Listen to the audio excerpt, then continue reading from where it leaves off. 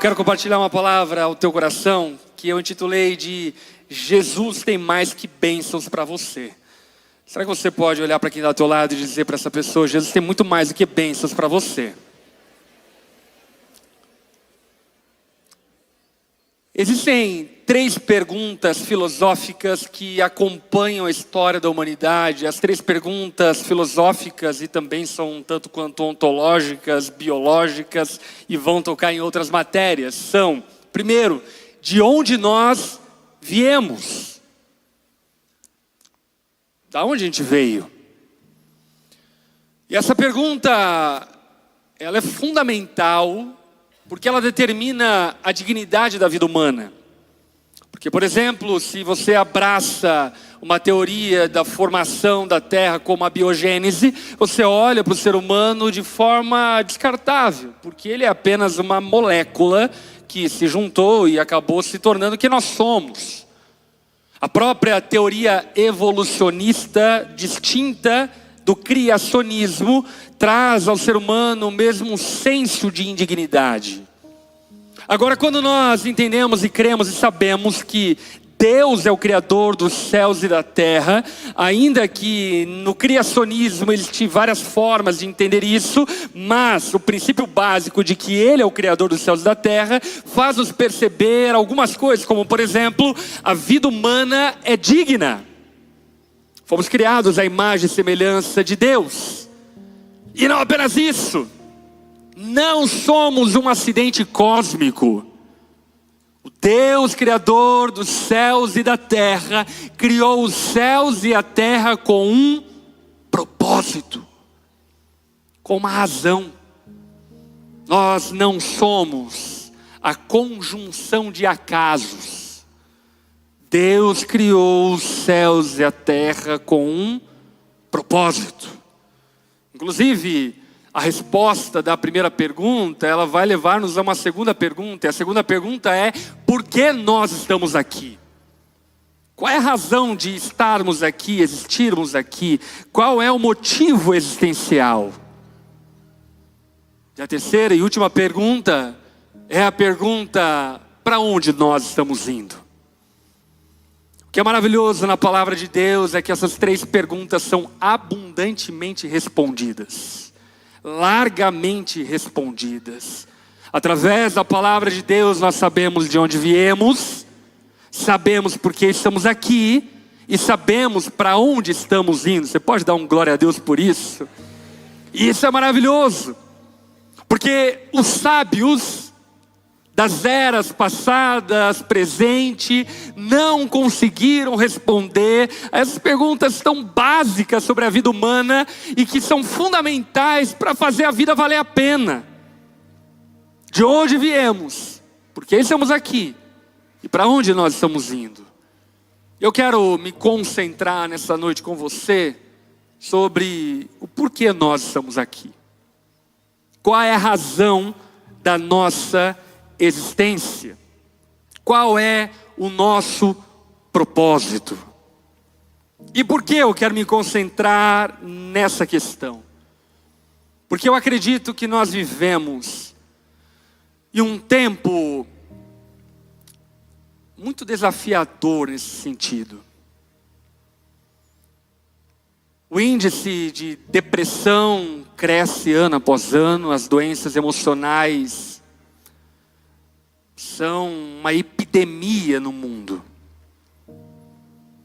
E grande parte das doenças emocionais estão fundamentadas justamente em um vazio que o nosso tempo proporciona.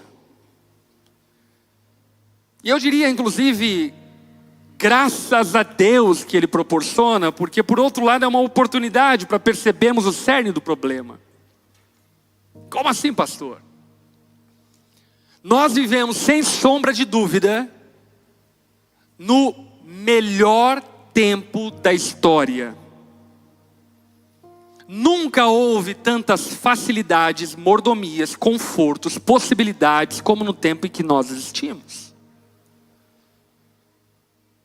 Há poucas décadas passadas, você teria que pegar, por exemplo, um cartão telefônico para ir num orelhão, coisa tal que essa geração nem sabe o que é, para falar no telefone de forma cobrada com alguém durante pouquíssimo tempo e ouvir ainda com chiado a voz daquela outra pessoa. Alguns aqui não vão se recordar porque nem nasceram nesse período, outros nasceram nesse período, outros nasceram muito antes do que isso. Vão lembrar, por exemplo, da internet de escada, que a gente precisava esperar meia-noite para ficar barato a internet e aí então entrar na internet. Nós vivemos em um tempo extremamente confortável. Meus irmãos, eu lembro da minha televisão em casa de tubo, que você ajustava o canal girando o botão, lembra? Trac, trac, trac. E aí tinha 3 canais na televisão, e era isso. E eu lembro quando eu me dei por conta de que eu tinha uma televisão em casa, eu me senti, muito no futuro. E depois veio as televisões de controle remoto e hoje você fala com a televisão. Alexa, liga a televisão. E ela liga. Nós vivemos em um tempo extremamente confortável. Inclusive, eu não sei se você sabe disso, mas no século passado, no início do século passado, a questão de fome no mundo era alarmante. 70% da população mundial, no século passado, estava ameaçada na vulnerabilidade alimentar. Hoje são menos de 10%. E eu ainda lhe digo algo chocante. Se existe fome no mundo ainda hoje, ou é por causa da ganância, ou ainda é por falta de logística para chegar comida a essas pessoas, porque no final das contas, hoje existe alimento no mundo suficiente para alimentar o mundo todo em abundância. Algumas pessoas que estudam o futuro e projetam o futuro, lidam com alguns dilemas como os quais, por exemplo, no futuro acredita-se, em um futuro muito breve, coisa de 2 décadas, 3 décadas à frente, acredita-se que a fome vai ser extinguida do mundo. Glória a Deus por isso. Mas a fome, ela é um estímulo para a gente viver. A gente está com fome, a gente vai plantar, a gente vai trabalhar, a gente vai correr atrás, a gente vai viver porque tem que matar a fome. Alguns estudos apontam, por exemplo, inclusive o Elon Musk já falou a respeito disso, que algumas décadas à frente, com o avanço da tecnologia, inteligência artificial e assim por diante, que agora coloca o escalonamento exponencial no avanço das tecnologias por causa da inteligência artificial, algumas décadas à frente, os serviços comuns que nós temos não vão mais existir. E o problema do futuro não é a falta de tecnologia, não é a falta de conforto, não é a falta de alimento. Inclusive, os grandes bilionários do mundo já debatem acerca disso, aquilo que eles chamam de renda básica. Pela falta de trabalho, então vamos dar uma renda básica numa espécie de grande socialismo mundial, onde as pessoas vão viver muito bem, porque não vai haver motivo de trabalhar. E a gente tem um outro problema. Trabalhar te faz levantar na segunda-feira, às 6 horas da manhã, alguns privilegiados às 8 horas da manhã, outros folgados às 10 horas da manhã, e viver a vida. Mas o que eu estou te chamando a atenção é, um tempo como esse, ele joga-nos na cara o vazio de propósito que temos. Por que vivemos? Para que vivemos? A pobreza é um estímulo porque o pobre quer ser rico. A fome é um estímulo, porque o faminto quer comer. Agora, quando essas coisas foram resolvidas e possivelmente serão resolvidas, o que trará sentido à vida? Isso é muito sério, gente. Isso, inclusive, tem levado já, no tempo contemporâneo, diversos adolescentes a um abismo emocional. Porque simplesmente não existe motivo para viver. A mãezinha leva todinho na cama. O pai busca na escola, leva na escola. Para que viver? Eu sei que esse cenário pode parecer trágico, mas, na verdade, ele também pode ser muito revelador. E eu acredito que também pode ser talvez um despertamento de avivamento, para descobrirmos de fato e verdade o porquê estamos vivos. Deixa eu te falar algo chocante. Deus não te criou para trabalhar. E trabalho não é uma maldição não, trabalho é uma bênção. Mas a razão de Deus ter te criado não é para trabalhar. Se fosse para trabalhar, Ele teria criado os anjos. Muito mais fácil, obedientes, faz o que Ele manda, não fica gerando problema quando te gera. Para que Deus os criou? Qual é o propósito da nossa existência? Essa questão e essa pergunta tem feito, por exemplo, a nossa geração abraçar coisas absurdas. Eu não sei se você sabe, mas é gigantesco o número de jovens adolescentes nos Estados Unidos da América que se tornam adeptos de grupos radicais islâmicos simplesmente porque não tem propósito. Eu não sei se você viu a reportagem ou o vídeo de um rapaz brasileiro que se alistou para lutar a guerra da Ucrânia. E aí chegando na Ucrânia ele viu que não era o que ele imaginava. E aí ele queria voltar e já não tinha mais como voltar, porque ele era alistado e não podia evadir da guerra. O que fez um moleque de 19 anos sair do Brasil e ir para a guerra? Sabe o que fez? Busca por propósito. Eu não sei qual é a tua opinião política a respeito da Greta Thunberg, e pouco me importa. Mas ela é um retrato de uma geração que está atrás de propósito. Está atrás de uma razão para viver, uma razão para lutar. E por incrível que pareça, Cazuza já cantava sobre isso lá na década de 80. Cazuza, na sua música Ideologia, ele gritava: ideologia, eu quero uma para viver. Eu quero uma razão para viver. Eu quero motivo para levantar a minha cama, eu quero motivo para trabalhar, eu quero uma ideologia para abraçar e lutar e militar e encher a paciência de todo mundo. Talvez agora você entenda por que as ideologias elas angariam tantos militantes. Porque no final das contas, não é propriamente a causa que chama a atenção, mas é a simples razão de ter um motivo para viver. Agora, o que eu quero que você preste atenção é num texto bíblico de Efésios 2:10, que diz o seguinte: nós somos obra-prima de Deus, criados em Cristo Jesus, a fim de realizar as boas obras que Ele de antemão planejou para nós. O que o apóstolo Paulo está aqui declarando? Nós fomos criados por Deus. E Deus nos criou com propósito. Você não nasceu no tempo errado. Você não nasceu na cidade errada.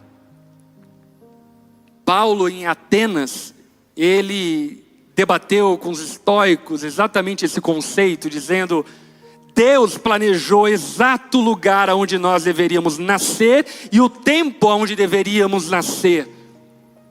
Você está no tempo certo e no lugar certo. para cumprir um propósito que Deus planejou de antemão para que eu e você vivêssemos. Você pode dar um glória a Deus?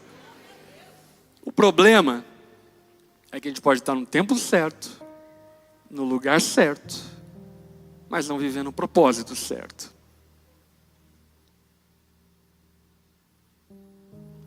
E qual é o propósito?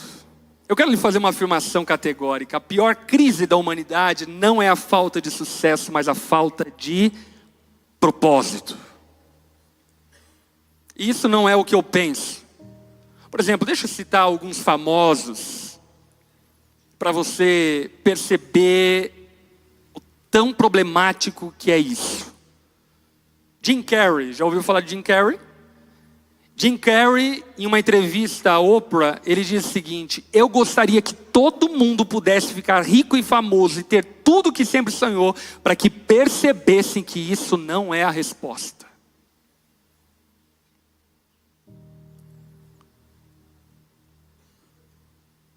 De certa forma, para quem não tem a Cristo, não ser rico é uma bênção, porque te dá um motivo para levantar. Jim Carrey chegou nesse lugar onde ele compra o que ele quiser, vive da forma que quiser, e chegando nesse lugar ele percebeu, é só isso? Mas isso não é exclusivo de Jim Carrey. Por exemplo, Tom Brady, um jogador da NFL, ele, em uma entrevista no programa 6 Minutes, ele diz o seguinte: porque eu ainda sinto que há algo mais na vida, eu ganhei tudo que poderia, 3 Super Bowls, fama, dinheiro, e ainda penso, é só isso? Ou ainda a Madonna, certamente você já ouviu falar sobre ela. Madonna, em uma entrevista na revista Vogue, ela diz o seguinte: mesmo depois de todo esse sucesso, eu continuo me sentindo insegura, incompleta. Tenho de me provar o tempo todo que ainda vale alguma coisa.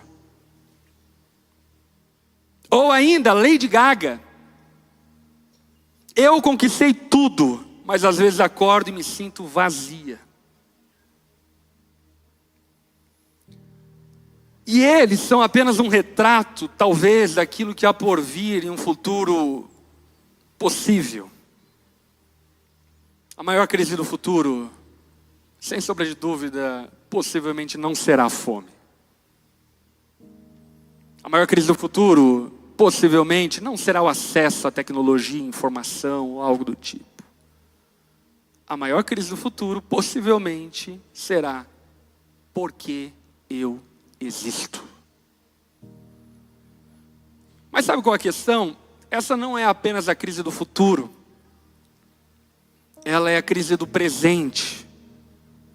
Mas só que ela está maquiada com a correria da vida. Então você trabalha, estuda, semana puxada, e você não para pensar nisso. Filho para criar, é moleque chorando de madrugada. Você não tem tempo para pensar de madrugada. Por que eu existo? Eu existo para dar leite para a criança que está chorando. E essas coisas todas disfarçam essa questão tão fundamental da nossa existência. Por que nós estamos aqui? Porque se você acha que está aqui para comer, você é um parasita. E você não é um parasita. Se você acha que está aqui para trabalhar, você é um escravo. E você não é um escravo. Se você acha que está aqui para sobreviver, meu irmão, que vida miserável. O apóstolo Paulo está afirmando categoricamente que Deus tem propósito para nós. E qual é o propósito? Como descobrimos o propósito? Eu quero utilizar de uma história bíblica muito rica, que ilustra muito bem essa busca por propósito. E eu quero te convidar a abrir a Bíblia, lá no Evangelho segundo Lucas, capítulo de número 17, verso de número 11. Lucas 17, 11.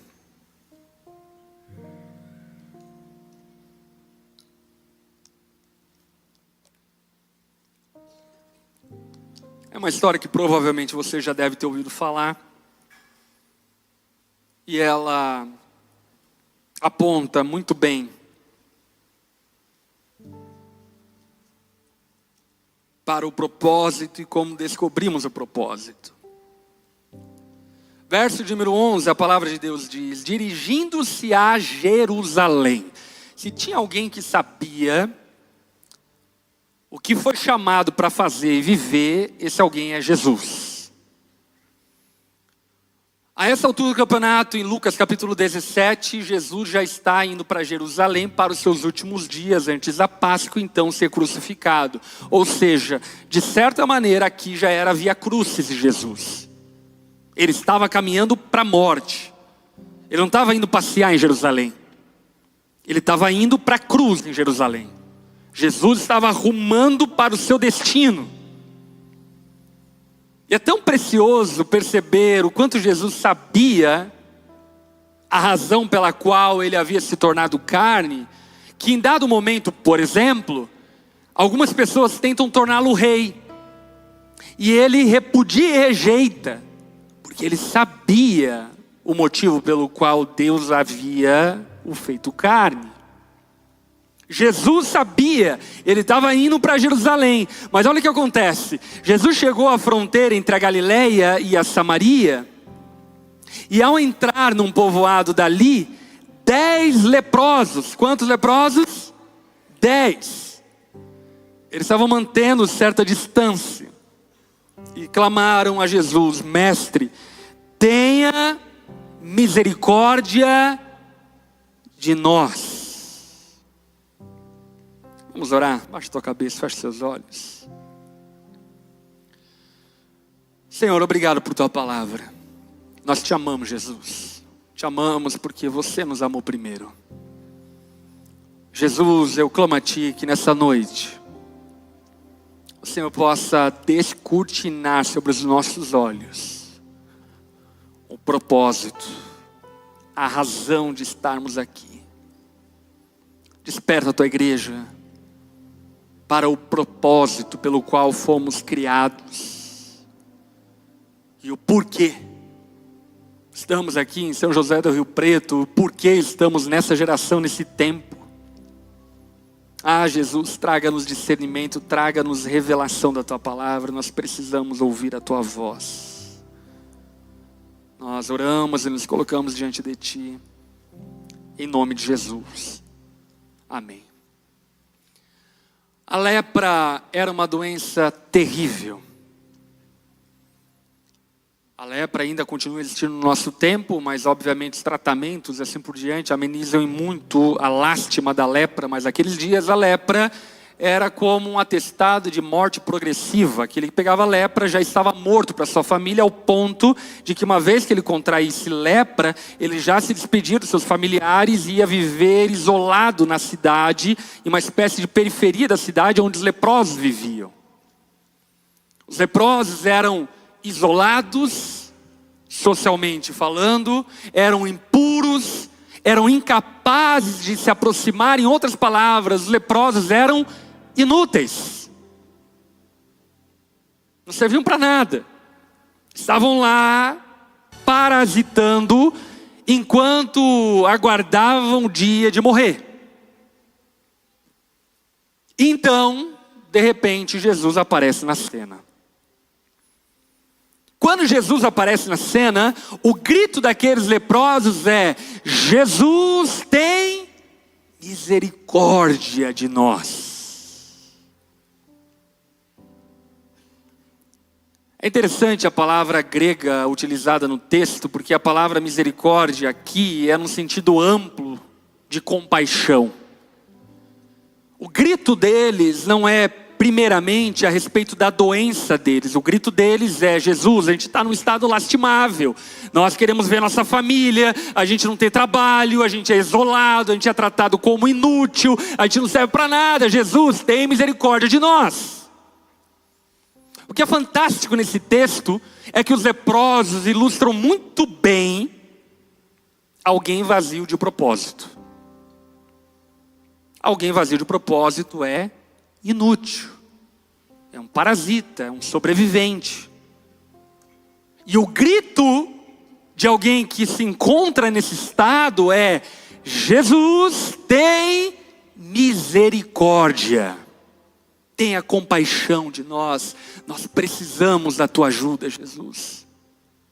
Nós sabemos que você pode fazer alguma coisa por nós. Então no verso de número 4, olhou para eles e disse: vão, apresentem-se aos sacerdotes. E enquanto eles iam, repita comigo, enquanto eles iam, eles foram curados. Jesus encontra 10 leprosos, inúteis, isolados socialmente, dá uma ordem para eles dizendo: vão encontrar-se com o sacerdote, como a lei levítica ordenava. E nesse caminho de obediência, eles foram curados. Você pode dar um glória a Deus por isso? Jesus é poderoso para curar enfermidades. Jesus é poderoso para mudar histórias. Jesus é poderoso para fazer aquilo que ninguém pode fazer. Ninguém resolvia o problema da lepra. Jesus resolveu. Com poder inimaginável. Esses homens foram curados enquanto obedeciam. E a grande verdade é que muitos de nós se aproximam de Jesus gritando por misericórdia. Jesus, tem compaixão de mim. Estou no fundo do poço, meu casamento está destruído, minha família está acabada, meu trabalho está perdido, minha empresa foi à falência. Jesus, tem misericórdia de mim.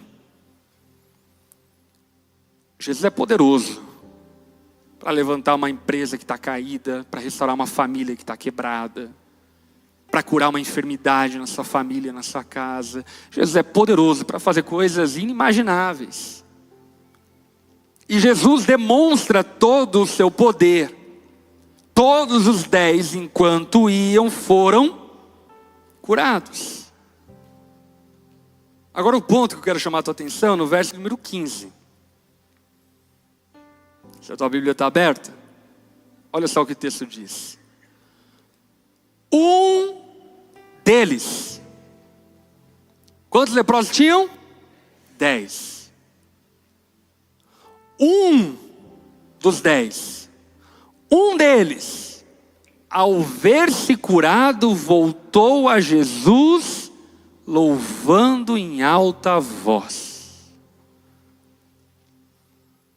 Os 9 outros foram curados, e Deus lá sabe onde foram parar. Mas um voltou até Jesus, louvando a Jesus em alta voz. Olha o que o texto diz no verso 16: lançou-se aos seus pés, agradecendo-lhe pelo que havia feito. Esse homem era samaritano. Jesus perguntou: eu não curei 10? Onde estão os outros 9?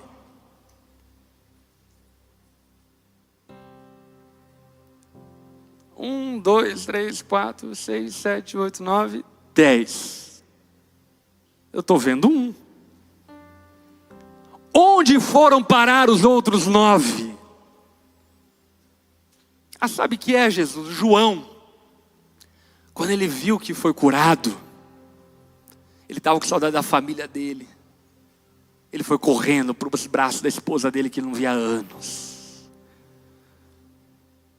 A Juliana, quando foi curada, Jesus, ela abriu o celular, fez uma conta numa Bet e está lá postando.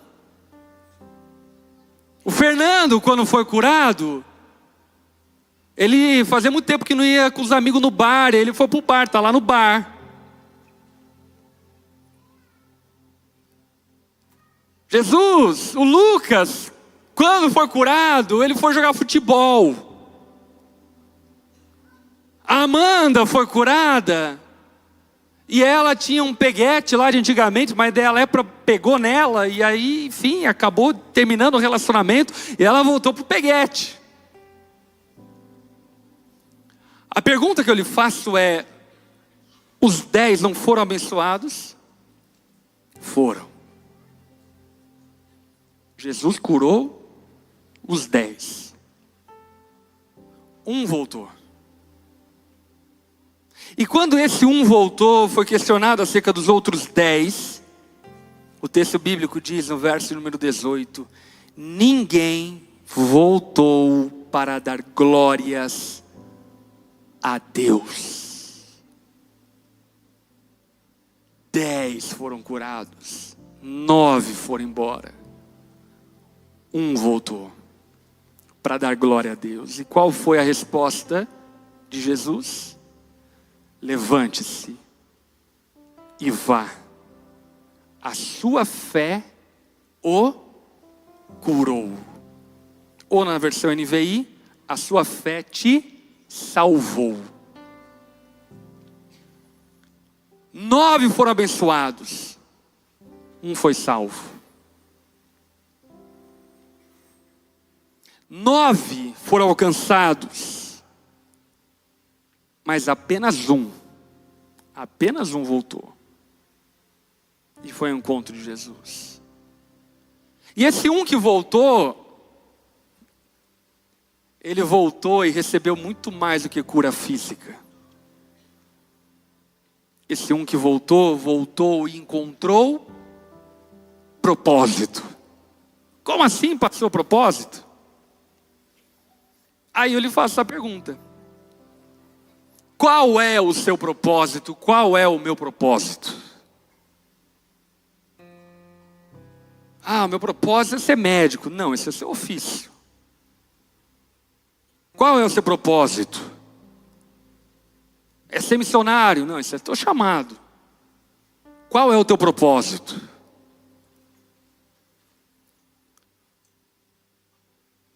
O Catecismo de Westminster responde essa pergunta.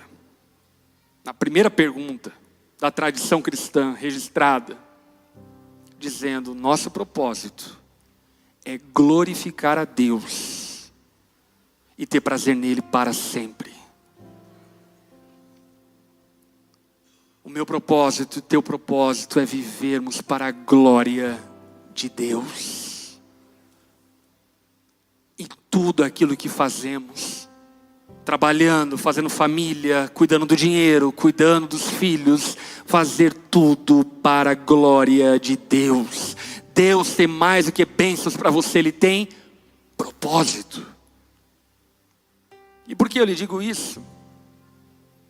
Porque aqueles homens achavam, e por isso eles não voltaram, que o problema deles era a lepra. Como também você talvez ache que teu problema é a pornografia. Ou ache que teu problema é a tua falta de sucesso profissional. Ou ache que o teu problema é o teu destino universitário. Ou ache que teu problema é, a carência, porque você não tem um namorado, não tem uma namorada. Talvez você realmente ache que teu problema é alguma coisa como isso. Mas o que Jesus está demonstrando para os 10 e está demonstrando para todos nós esta noite, que o nosso problema real, profundo, existencial, é a falta de propósito. Porque, meus irmãos, esses homens que foram curados, os 10 e os 9 que foram embora, depois eles contraíram outra doença. Morreram de outra coisa, tiveram outros problemas. E se a vida resume em saúde, a gente está perdido. Porque daí vem uma pandemia e acabou a vida. Se a vida se resume em bem-estar, a gente está perdido. Porque nem sempre a gente vai garantir bem-estar. Agora, a grande revelação do texto bíblico é, na verdade, a vida se resume a isso: viver para a glória de Deus. E a pergunta que eu lhe faço é: quem é você nessa história? Você é um dos 9 que vem para a igreja, é abençoado, volta para a tua casa e depois volta para a igreja para pegar a bênção e volta para a sua casa. E aí ora para Deus abençoar. E por que eu estou lhe falando isso? Porque, na minha opinião, o câncer do cristianismo brasileiro é exatamente esse. Nós nos tornamos viciados em bênçãos. Deus serve para nos abençoar e não nós para o adorarmos. E o problema disso começa no púlpito, que educou uma geração a acreditar que nós somos Deus de Deus, que Deus serve para nós e não nós servimos para Ele, que nós somos antes dEle, e Ele existe para nos servir e não nós para o servir. O que o texto está aqui descancarando para todos nós e mostrando de forma evidente e clara é que eu e você temos um propósito, e esse propósito é glorificarmos a Deus, seja estudando, seja trabalhando, seja fazendo família, seja prosperando, seja enriquecendo. Nada faz sentido se não for acompanhado de propósito. Meus irmãos, nada contra a tua prosperidade financeira. Mas se você só tem dinheiro, você é miserável. Se o teu dinheiro não é canalizado para glorificar a Deus, você é pobre. Você é miserável. Nada contra a tua influência nas mídias sociais. Eu sou um mega influencer em São José do Rio Preto. Nada contra. Mas se a tua rede social serve só para a tua vaidade, você não entendeu absolutamente nada da vida. Nada contra os teus diplomas pregados na parede, mas se teu conhecimento intelectual não serve para glorificar a Deus, você é vazio, você é pobre, você é cego, você é nu. Eu, você, nós fomos criados com um único propósito. E esse propósito é glorificarmos a Deus. Aqueles 9 foram curados, e só. Aquele 1 foi salvo. E salvação é um conceito muito empobrecido na fé cristã. Que grande parte de nós pensamos que salvação é uma espécie de vale-céu.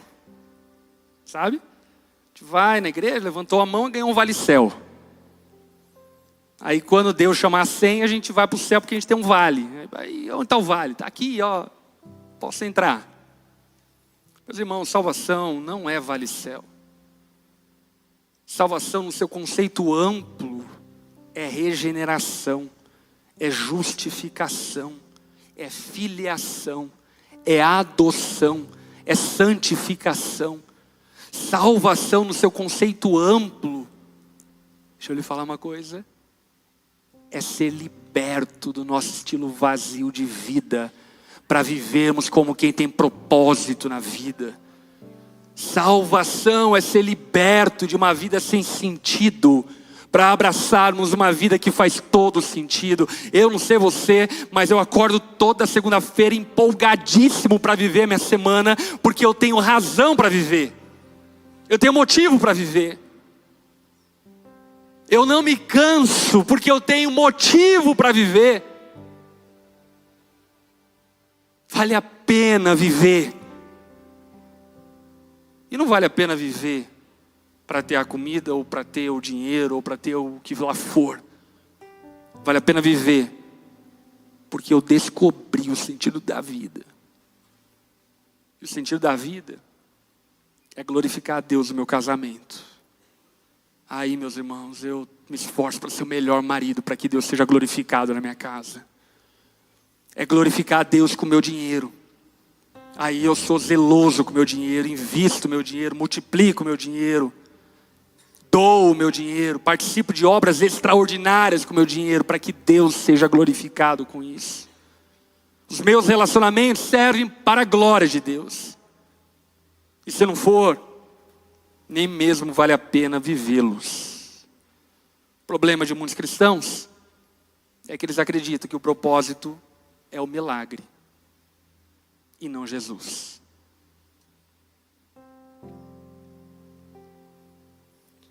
É verdade que a nossa necessidade, miséria e carência nos atrai até Jesus.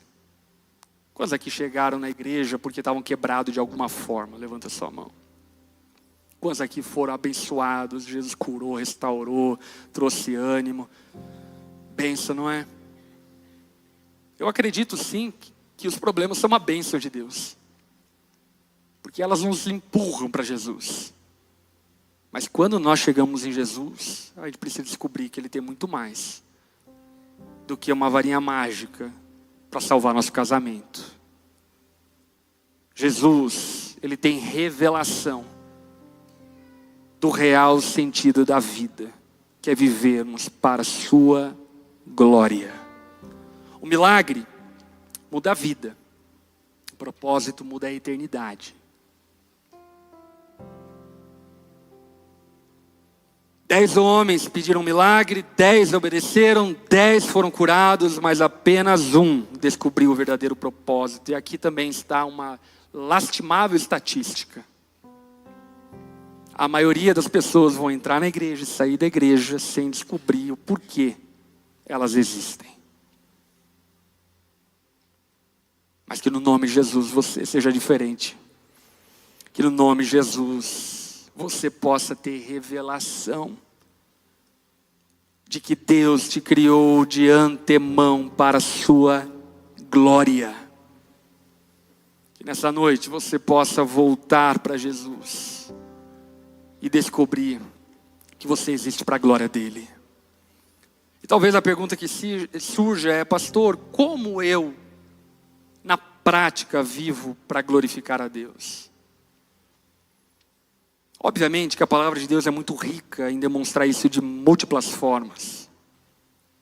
Desde a generosidade, a gratidão e tantas outras coisas. Mas eu quero destacar uma, porque Jesus destacou ela em João capítulo 15. Quando lá no verso número 15, João 15:15, Jesus diz: não foste vós que me escolheste, mas eu vos escolhi para irem darem muitos frutos. Olha para quem está ao teu lado e diga: Jesus te chamou para dar muitos frutos.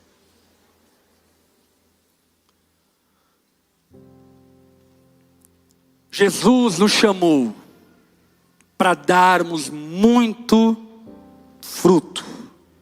E fruto que permaneça.